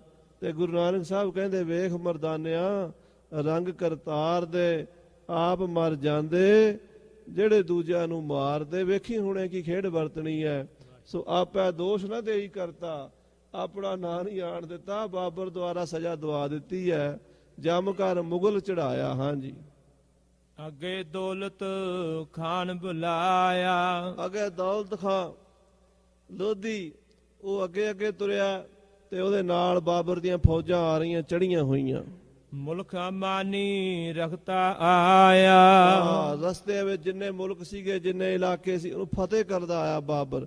ਪਿਸ਼ਾਵਰ ਤੇ ਮੁਲਤਾਨ ਤੇ ਸਾਰੇ ਸ਼ਹਿਰਾਂ ਤੇ ਕਬਜ਼ਾ ਕਰਦਾ ਆਇਆ। ਪਠਾਨਨ ਕੋ ਇੱਕ ਮਾਰਿਓ ਗ੍ਰਾਮ, ਪਠਾਣਾ ਦਾ ਜਿੰਨਾ ਵੀ ਇਲਾਕਾ ਸੀ ਸਰ ਕਰ ਲਿਆ, ਪਠਾਣਾ ਨੂੰ ਕੁਚਲ ਕੇ ਰੱਖ ਦਿੱਤਾ, ਉਹਦੇ ਪਿੰਡ ਮਾਰ ਲਏ। ਸੈਦਪੁਰੋ ਤੋ ਤਿਸ ਕੋ ਨਾਮ, ਉਹ ਪਿੰਡ ਜਿੱਥੇ ਗੁਰੂ ਨਾਨਕ ਸਾਹਿਬ ਬੈਠੇ ਸੀਗੇ, ਐਮਨਾਬਾਦ, ਸੈਦਪੁਰ ਦਾ ਨਾਮ ਸੀ। ਪਹਿਲਾ ਨਾਮ ਸੀ ਸੈਦਪੁਰ, ਬਾਅਦ ਚ ਐਮਨਾਬਾਦ ਕਹਿੰਦੇ ਆ, ਜਿੱਥੇ ਗੁਰਦੁਆਰਾ ਰੋੜੀ ਸਾਹਿਬ ਭਾਈ ਲਾਲੋ ਜੀ ਰਹਿੰਦੇ ਸੀ। ਉਸ ਨਗਰ ਦੇ ਵਿੱਚ ਬਾਬਰ ਦੀਆਂ ਫੌਜਾਂ ਆ ਪਹੁੰਚੀਆਂ। ਕਿਛ ਤਕਸੀਰ ਸਤਿਗੁਰ ਕੀ ਕਈ, ਕਿਉਂਕਿ ਇਹਨਾਂ ਪਠਾਣਾਂ ਨੇ ਸ੍ਰੀ ਗੁਰੂ ਨਾਨਕ ਸਾਹਿਬ ਜੀ ਦੀ ਵੀ ਬੇਅਦਬੀ ਕੀਤੀ ਹੈ। ਸੱਚੇ ਪਾਤਸ਼ਾਹ ਦੇ ਸੇਵਕ ਭਾਈ ਮਰਦਾਨੇ ਦੇ ਦੰਦ ਤੋੜੇ ਹੈ, ਧੱਕਾ ਮਾਰ ਕੇ ਬੇਅਦਬੀ ਕੀਤੀ ਹੈ। ਸਾਧੂ ਸੰਤਾਂ ਨੂੰ ਪ੍ਰਸ਼ਾਦਾ ਛਕਾਉਣਾ ਦੇ ਇੱਕ ਪਾਸੇ, ਤੇ ਦੁਸ਼ਟਾਂ ਨੇ ਕਸ਼ਟ ਦਿੱਤਾ ਹੈ। ਹਾਂਜੀ, ਤਬ ਉਨਕੀ ਗਤ ਵੈਸੀ ਧਈ, ਬਸ ਫਿਰ ਪਾਪੀ ਕੇ ਮਾਰਨੇ ਕੋ ਪਾਪ ਮਹਾਬਲੀ ਹੈ। ਉਹਨਾਂ ਦੀ ਫਿਰ ਗਤ ਦੇਖੋ ਕੀ ਹੋਈ ਹੈ। ਉਹ ਵੀ ਗੁਰੂ ਸਾਹਿਬ ਜੀ ਨੇ ਆਸਾ ਰਾਗ ਵਿੱਚ ਲਿਖੀ ਹੋਈ ਹੈ ਆਪਣੀ ਬਾਣੀ ਦੇ ਵਿੱਚ। ਜਿਨ ਸਿਰ ਸੋਹਨ ਪੱਟੀਆਂ, ਮੰਗੀ ਪਾਏ ਸੰਧੂਰ, ਸੇ ਸਿਰ ਕਾਤੀ ਮੁੰਨੀਆਂ, ਗਲ ਵਿੱਚ ਆਵੇ ਧੂੜ। ਮਹਿਲਾ ਅੰਦਰ ਹੁੰਦੀਆਂ, ਹੁਣ ਬਹਿਣ ਨਾ ਮਿਲੇ ਹਦੂਰ। ਜਿਨ੍ਹਾਂ ਦੇ ਸਿਰ ਤੇ ਬੜੀਆਂ ਬੜੀਆਂ ਸੋਹਣੀਆਂ ਪੱਟੀਆਂ, ਲੰਮੀਆਂ ਲੰਮੀਆਂ ਗੁੱਤਾਂ ਹੁੰਦੀਆਂ ਸਨ, ਉਹਨਾਂ ਬੇਗਮਾਂ ਦੀਆਂ ਗੁੱਤਾਂ ਨੂੰ ਕੈਂਚੀਆਂ ਨਾਲ ਕੱਟ ਕੱਟ ਕੇ, ਇਦਾਂ ਜਿਵੇਂ ਭੇਡ ਦੇ ਵਾਲ ਮੁੰਨੇ ਹੁੰਦੇ ਆ, ਇਦਾਂ ਕਰਕੇ ਬੇਇੱਜ਼ਤੀ ਕਰ ਕਰਕੇ ਬਾਜ਼ਾਰਾਂ 'ਚ ਸੁੱਟ ਦਿੱਤਾ ਗਿਆ। ਉਹਨਾਂ ਦੇ ਜਿਨ੍ਹਾਂ ਦੇ ਕੱਪੜੇ ਰੇਸ਼ਮ ਦੇ, ਤੇ ਉਹ ਕਦੀ ਪਰਦੇ ਤੋਂ ਬਾਹਰ ਨਹੀਂ ਸੀ ਆਉਂਦੀਆਂ, ਮਹਿਲਾਂ 'ਚ ਬੈਠੀਆਂ ਸਨ। ਹੁਣ ਉਹ ਗਲੀ ਦੇ ਵਿੱਚ ਬਹਿਣ ਨੂੰ ਥਾਂ ਨਹੀਂ ਮਿਲਦੀ, ਬਾਜ਼ਾਰ ਦੇ ਵਿੱਚ ਥੱਲੇ ਬੈਠੀਆਂ ਨੇ, ਰੁਲ ਰਹੀਆਂ ਨੇ। ਹੁਣ ਬਹਿਣ ਨਾ ਮਿਲਿਆ ਹਦੂਰ। ਉਹ ਹਾਲਤ ਫਿਰ ਹੋਈ, ਉਹ ਕੱਟ ਵੱਢ ਹੋਈ, ਕਤਲੋ ਗਾਰਤ ਹੋਈ, ਖੂਨ ਦੀਆਂ ਨਦੀਆਂ ਵਗ ਗਈਆਂ। ਬਾਬਰ ਬਾਦਸ਼ਾਹ ਨੇ ਇੰਨਾ ਲਹੂ ਵਹਾਇਆ, ਤੇ ਗੁਰੂ ਨਾਨਕ ਸੱਚੇ ਪਾਤਸ਼ਾਹ ਮਹਾਰਾਜ ਦੇ ਜੋ ਬਚਨ ਸਨ ਵੀ ਆਹ ਭਾਣਾ ਵਰਤੇਗਾ ਕਿ ਹਿੰਦੁਸਤਾਨ ਸਮਾਲ ਸੀ ਬੋਲਾ, ਹਿੰਦੁਸਤਾਨ ਨੂੰ ਬੋਲਣਾ ਆ ਜਾਏਗਾ, ਅਕਲ ਆ ਜਾਏਗੀ, ਸੋਝੀ ਆ ਜਾਏਗੀ। ਆਵਨ 78 ਜਾਨ 97 ਹੋਰ ਵੀ ਉਠਸੀ ਮਰਦ ਕਾ ਚੇਲਾ ਸੱਚ ਕੀ ਬਾਣੀ ਨਾਨਕ ਆਖੈ ਸੱਚ ਸੁਣਾਏ ਸੀ ਸੱਚ ਕੀ ਵੇਲਾ ਉਹ ਵਜਨ ਪੂਰੇ ਹੋ ਗਏ। ਹਾਂਜੀ ਕਿਛ ਤਕਸੀਰ ਸਤਿਗੁਰ ਕੀ ਗਈ ਅਗਲੀ ਪੰਕਤੀ ਪੜੋ। ਦੌਲਤ ਖਾਂ ਤਬ ਬਾਬਰ ਬੁਲਾਇਆ ਸੋ ਸਾਧ ਸੰਗਤ ਜੀ ਦੌਲਤ ਖਾਂ ਨੇ ਬਾਬਰ ਨੇ ਦੌਲਤ ਖਾਂ ਨੂੰ ਆਪਣੇ ਕੋਲ ਸੱਦਿਆ ਹੁਕਮ ਤਾਸ ਕੋ ਯੂੰ ਫਰਮਾਇਆ ਤੇ ਬਾਬਰ ਨੇ ਦੌਲਤ ਖਾਂ ਨੂੰ ਕਿਹਾ ਪੰਜਾਬ ਮੁਲਕ ਨਾਨਕ ਆਇਆ ਕਿ ਇਹ ਜਿਹੜਾ ਪੰਜਾਬ ਮੁਲਕ ਹੈ ਇਹ ਨਾਨਕ ਦਾ ਕਹਿੰਦੇ ਮੁਲਕ ਹੈ, ਪੀਰ ਨਾਨਕ ਇੱਥੇ ਰਹਿੰਦਾ। ਉਹਨੇ ਫਿਰ ਪੁੱਛਿਆ, ਯਾਦ ਆਇਆ ਨਾ ਉਹਨੂੰ ਵੀ ਵਜ਼ੀਰ ਨੇ ਕਿਹਾ ਸੀ ਉੱਥੇ ਇੱਕ ਬੜਾ ਪਹੁੰਚਿਆ ਹੋਇਆ ਹਿੰਦੂ ਪੀਰ ਹੈ ਤੇ ਦੌਲਤ ਖਾਂ ਕਹਿੰਦਾ ਸੀ ਉਹ ਸਾਡਾ ਹੀ ਪੀਰ ਹੈ। ਫਿਰ ਦੌਲਤ ਖਾਂ ਨੂੰ ਪੁੱਛਦਾ ਉਹ ਕਹਿੰਦਾ ਇਹ ਪੰਜਾਬ ਆ ਗਿਆ ਨਾਨਕ ਦਾ ਮੁਲਕ, ਇਮਨਾਬਾਦ ਟਿਗੋ ਹੁਤੋ ਬਤਾਇਆ ਤੂੰ ਕਹਿੰਦਾ ਸੀ ਉਹ ਐਮਨਾਬਾਦ ਦੇ ਕੋਲ ਹੀ ਰਹਿੰਦੇ ਆ, ਉੱਥੇ ਹੀ ਬੈਠੇ ਆ, ਦੱਸ ਪੀਰ ਨਾਨਕ ਕਿੱਥੇ ਹੈ? ਗਿਲਜਣ ਤੇ ਵਹਿ ਮਨ ਕਰ ਡਰ ਲੱਗਦਾ ਤੇਰਾ ਪੀਰ ਸਾਨੂੰ ਵੇਖ ਕੇ ਭੱਜ ਗਿਆ, ਡਰ ਗਿਆ, ਦੌੜ ਗਿਆ ਸਾਡੀ ਫੌਜ ਨੂੰ ਗਿਲਜਿਆਂ ਨੂੰ ਵੇਖ ਕੇ। ਸੋ ਨਟ ਗਇਓ ਕਿ ਰਹਿਓ ਘਰ ਹਾਂ ਜਾਂ ਤਾਂ ਉਹ ਨੱਠ ਗਿਆ ਜਾਂ ਕਿਸੇ ਦੇ ਘਰ ਲੁੱਕ ਕੇ ਬੈਠਾ ਹੈ। ਜੋ ਨਟ ਗਇਓ ਤੋਂ ਫੇਰ ਲਿਆਵੋ ਜੇ ਕਿਤੇ ਨੱਠ ਗਿਆ ਤੇ ਉਹਨੂੰ ਲੱਭ ਕੇ ਲਿਆਓ, ਮੈਂ ਮਿਲਣਾ ਚਾਹੁੰਦਾ ਤੁਹਾਡੇ ਪੀਰ ਨਾਨਕ ਹਮ ਨੂੰ। ਸੋ ਬਾਤਾਂ ਆਨ ਕਰਾਵੋ ਸਾਡੇ ਨਾਲ ਗੱਲ ਕਰਾਵੋ, ਬਾਤ ਕਰਾਓ ਦੀ। ਹਾਂਜੀ ਹਮ ਉਸ ਸੋ ਕਰੇ ਨਾ ਖੋਟੀ ਕੋਈ ਅਸੀਂ ਉਹਦੇ ਨਾਲ ਕੋਈ ਧੱਕਾ ਨਹੀਂ ਕਰਾਂਗੇ, ਉਹਨੂੰ ਡਰਨ ਦੀ ਲੋੜ ਨਹੀਂ ਹੈ ਸਾਡੇ ਤੋਂ। ਹਾਂਜੀ ਦਿਓ ਜੰਗੀਰ ਜੋ ਚਾਹੇ ਓਈ ਜੇ ਪੀਰ ਨਾਨਕ ਨੂੰ ਕੋਈ ਜਗੀਰ ਚਾਹੀਦੀ ਹੋਏਗੀ ਅਸੀਂ ਜਗੀਰ ਦੇ ਦਿਆਂਗੇ ਨਾਨਕ ਨੂੰ, ਅਸੀਂ ਨਾਨਕ ਨੂੰ ਬਹੁਤ ਕੁਝ ਦਿਆਂਗੇ, ਕਰੀ ਸਾਡੇ ਸਾਹਮਣੇ ਲਿਆਓ। ਤੇ ਸਾਧ ਸੰਗਤ ਜੀ ਦੌਲਤ ਖਾਂ ਮੁਸਕਰਾ ਪਿਆ, ਉਹ ਕਹਿਣ ਲੱਗਾ ਬਾਦਸ਼ਾਹ ਕਿਹੋ ਜਿਹੀਆਂ ਗੱਲਾਂ ਕਰਦਾ, ਜਦੋਂ ਤੂੰ ਉਹਦੇ ਸਾਹਮਣੇ ਜਾਏਗਾ ਤੂੰ ਥਰ ਥਰ ਕੰਬੇਗਾ, ਉਹ ਡਰਨ ਵਾਲਾ ਨਹੀਂ ਹੈ। ਤੋ ਅਖੀਰ ਕਿਵੇਂ ਗੁਰੂ ਨਾਨਕ ਸਾਹਿਬ ਜੀ ਦੀ ਤੇ ਦੌਲਤ ਖਾਂ ਨੇ ਬਾਬਰ ਦੀ ਮੁਲਾਕਾਤ ਹੋਈ ਤੇ ਬਾਬਰ ਬਾਦਸ਼ਾਹ ਨੂੰ ਫਿਰ ਸਤਿਗੁਰਾਂ ਨੇ ਦਿਖਾਇਆ, ਫਿਰ ਕੌਤਕ ਕਰਕੇ। ਐਵੇਂ ਨਹੀਂ ਮੰਨਦਾ ਸੀ ਉਹ, ਜਦੋਂ ਪਾਤਸ਼ਾਹ ਨੇ ਉਹਨੂੰ ਕੌਤਕ ਦਿਖਾਏ ਕਰਕੇ ਫਿਰ ਚਰਨਾਂ ਦੇ ਢਹਿ ਪਿਆ ਬਾਬਰ, ਹੰਕਾਰ ਚੂਰ ਚੂਰ ਹੋ ਗਿਆ ਤੇ ਗੁਰੂ ਸਾਹਿਬ ਕੋਲੋਂ ਤਰਲੇ ਲੈ ਕੇ ਹਿੰਦੁਸਤਾਨ ਦਾ ਰਾਜ ਉਹਨੇ ਮੰਗਿਆ ਤੇ ਗੁਰੂ ਸਾਹਿਬ ਨੇ ਉਹਨੂੰ ਬਖਸ਼ਿਸ਼ ਕੀਤੀ। ਉਹ ਕਥਾ ਭਾਈ ਤਾਰੂ ਸਿੰਘ ਜੀ ਸ਼ਹੀਦ ਨੇ ਖਾਲਸੇ ਨੂੰ ਸੁਣਾਈ ਸੀ, ਜੋ ਭਾਈ ਰਤਨ ਸਿੰਘ ਜੀ ਪੰਥ ਪ੍ਰਕਾਸ਼ ਵਿੱਚ ਅੰਕਿਤ ਕਰ ਰਹੇ ਆ। ਸਮੇਂ ਦੇ ਲਿਹਾਜ਼ ਨਾਲ ਸਮਾਪਤੀ ਹੈ। ਹੇ ਗੋਬਿੰਦ, ਹੇ ਗੋਪਾਲ, ਹੇ ਦਿਆਲ, ਪ੍ਰਾਣ ਨਾਥ ਅਨਾਥ ਸਖੇ ਦੀਨ ਦਰਦ ਨਿਵਾਰ ਏ ਸਮਰਾਥੀ ਅਗੰਮ ਪੂਰਨ ਮੋਏ ਮਾਇਆ ਤਾਰ ਅੰਧਕੂਪ ਮਹਾ ਭਿਆਨ ਨਾਨਕ ਪਾਰ ਉਤਾਰ। ਆਏ ਪ੍ਰਭ ਸਰਨਾਗਤੀ ਕਿਰਪਾ ਨਿਧ ਦਇਆ ਏਕ